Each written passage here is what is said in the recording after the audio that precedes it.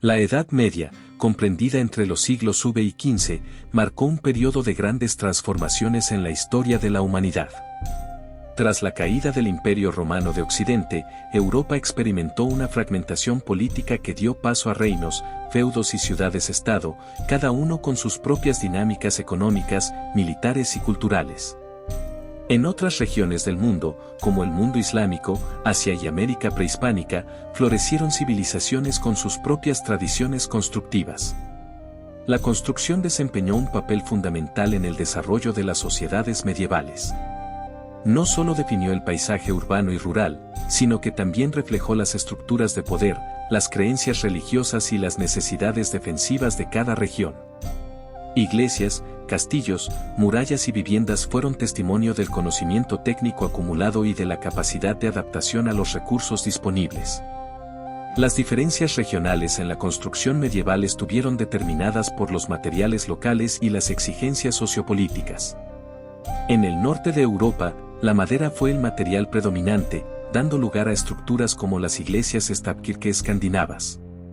En el Mediterráneo, la piedra y el ladrillo, herencia de la tradición romana, permitieron la construcción de imponentes catedrales y fortificaciones. En la península ibérica, la influencia islámica introdujo nuevas técnicas, como el uso del yeso y la cerámica decorativa, además del característico arco de herradura. Mientras tanto, en Asia, el desarrollo de templos y palacios en madera y piedra respondió tanto a la tradición budista como a los imperativos sísmicos. En América, las culturas prehispánicas como los mayas e incas construyeron templos y ciudades en piedra, adaptándose a las montañas y selvas de su entorno. Así, la arquitectura medieval no solo fue un reflejo de las sociedades que la produjeron, sino también una herramienta para consolidar el poder, expresar identidad cultural y garantizar la supervivencia en un mundo en constante cambio. Durante la Edad Media, la construcción de iglesias y monasterios desempeñó un papel clave como centros espirituales y educativos, reflejando el poder de la Iglesia. La inestabilidad política impulsó la creación de castillos y murallas para la protección y control noble. Las viviendas variaban según la clase social, los campesinos empleaban materiales locales y técnicas simples, mientras que la nobleza construía residencias más elaboradas. Escandinavia destacó por su carpintería, especialmente en las stavkirke noruegas, con un ensamblaje sin clavos y tallados decorativos. En las islas británicas, la herencia celta y romana dejó una huella en monasterios y fortalezas, mientras que Europa Central fusionó técnicas romanas y germánicas, dando lugar a iglesias basilicales y castillos. En la península ibérica, la influencia visigoda y musulmana introdujo el arco de herradura y elementos decorativos como la yesería y los azulejos vidriados. La mampostería medieval variaba en acabados, en bruto para muros menores, semilabrado para un mejor ajuste y sillares pulidos para estructuras más resistentes. El mortero de cal, flexible y resistente a la humedad, permitió la construcción de estructuras duraderas. En carpintería, la madera se utilizaba por su ligereza y resistencia, empleando uniones como espiga y mortaja, media madera, colas de Milano y clavijas de madera. En arcos y bóvedas, la herencia romana perduró con el arco de medio punto y la bóveda de cañón, reforzados con contrafuertes, y evolucionó a lo largo de los periodos bizantino, carolingio y románico. Los materiales locales determinaron las técnicas constructivas: piedra en Francia, España e Italia, madera en Escandinavia y Rusia, ladrillo en los Países Bajos e Inglaterra, y tapial en Europa del Este. La influencia sociopolítica de la Iglesia promovió la edificación de catedrales y monasterios que también cumplían funciones administrativas y educativas, como la Capilla Palatina de Aquisgrán. La construcción era dirigida por arquitectos y maestros de obra, con campesinos como mano de obra. Las guerras impulsaron la fortificación con motas castrales, murallas y fortalezas carolingias. La ingeniería militar introdujo mejoras en cimentación, drenaje y organización del trabajo, que luego fueron aplicadas a la arquitectura civil. Las viviendas campesinas eran simples, mientras que las de la nobleza, aunque más fortificadas, eran frías y oscuras. Hoy en día, los castillos, aunque admirados, se perciben como poco prácticos. La planta basilical, heredada de Roma, organizaba las iglesias con nave central, naves laterales y ábside, como en San Apolinar Nuevo. Las fortificaciones evolucionaron de motas de madera a castillos de piedra con torres y muros defensivos, como el Crac des Chevaliers. La ocupación musulmana en la península ibérica introdujo innovaciones como el ladrillo, yeserías decorativas y bóvedas de nervios, que influenciaron la arquitectura cristiana, como en la Aljafería de Zaragoza. La decoración medieval se enriqueció con mosaicos, frescos y capiteles historiados en el románico, mientras que en el gótico se destacaron los vitrales. Los castillos y palacios incorporaron escudos heráldicos y bóvedas decoradas, como en la Alhambra de Granada. Entre los siglos V y X, la caída de Roma, la expansión del cristianismo y el feudalismo impulsaron la evolución constructiva. La mampostería mejoró con el uso de cal y sillares bien labrados, y la carpintería avanzó con los entramados de madera y ensamblajes resistentes, esenciales en las Stavkirke.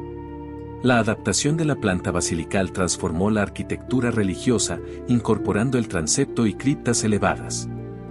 La arquitectura visigoda, carolingia y asturiana dejó su huella, con ejemplos como San Juan de Baños, la Capilla Palatina de Aquisgrán y Santa María del Naranco.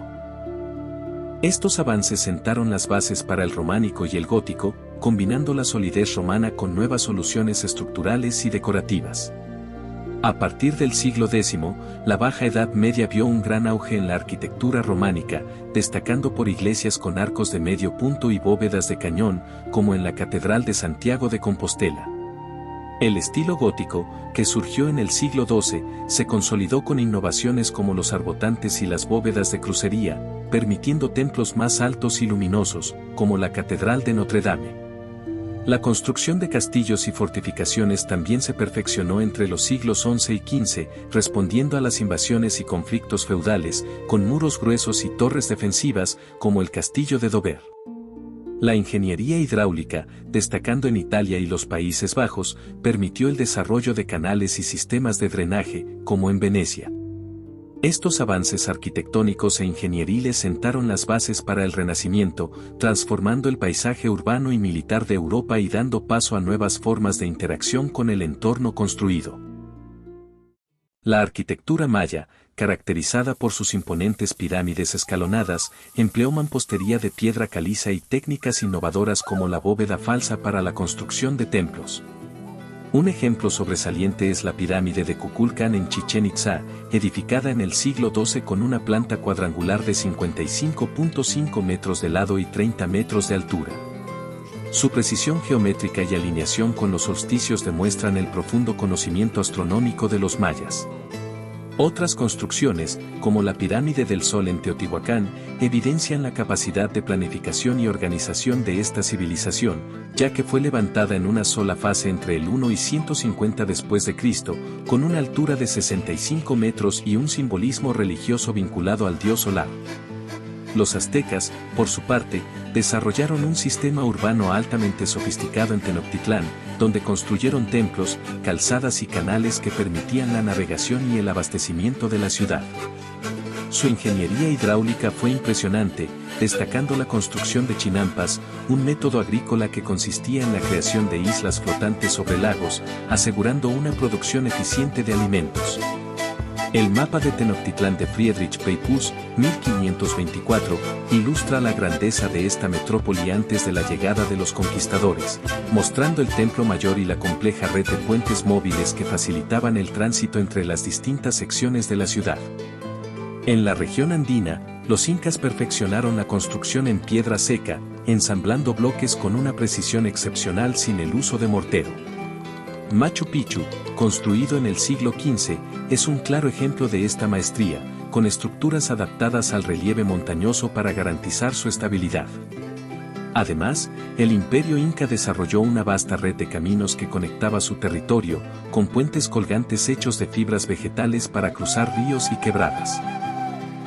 También implementaron terrazas agrícolas en las laderas de los Andes, optimizando el uso del suelo y garantizando la producción de cultivos en terrenos inclinados.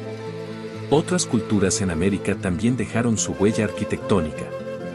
En el suroeste de lo que hoy es Estados Unidos, los Anasazi construyeron asentamientos en acantilados, como Mesa Verde y Pueblo Bonito, utilizando adobe y barro para edificar viviendas protegidas del clima extremo. En regiones boscosas del norte, los pueblos indígenas emplearon madera para levantar estructuras comunales y postes totémicos tallados con simbolismo ritual. Las construcciones prehispánicas reflejan no solo el dominio técnico de sus sociedades, sino también su conexión con el entorno y su cosmovisión. Mientras que los mayas diseñaban pirámides alineadas con eventos astronómicos, los aztecas adaptaban su infraestructura a un entorno lacustre con canales y calzadas, y los incas desarrollaban edificaciones que armonizaban con la geografía montañosa. Estas innovaciones demuestran el ingenio de las civilizaciones americanas antes del contacto con Europa, estableciendo un legado arquitectónico e ingenieril de gran relevancia histórica. Durante la Edad Media, la arquitectura africana se caracterizó por una notable diversidad de estilos y materiales, influenciada por factores culturales, climáticos y comerciales.